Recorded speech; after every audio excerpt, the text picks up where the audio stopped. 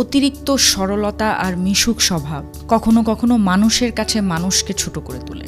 সরল আর মিশুক স্বভাবের মানুষকে সচরাচর সম্মান করে না কেউ, বরং তাদের অপমান, অপদস্থ আর ব্যবহারই বেশি করা হয় সমাজে। আপনি যখন মিশুক মনোভাব নিয়ে কারো সাথে মিশতে যাবেন, তখন মানুষ আপনাকে একদম সস্তা আর সহজলভ্য মনে করবে।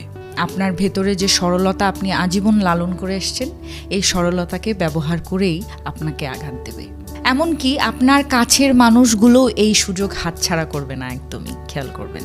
নিজের ইগোকে তুচ্ছ করে যারা মানুষকে ভালোবাসতে জানে, সম্মান দিতে জানে, মানুষকে আপন করে নিতে জানে, পৃথিবীতে তারা মানুষের কাছ থেকে কষ্ট আর যন্ত্রণা ছাড়া কিচ্ছু পায় না, বিশ্বাস করেন। অতিরিক্ত সরলতা আর মিশুক মনোভাব নিয়ে মানুষের ভালোবাসা পাওয়া যায় না আজকাল।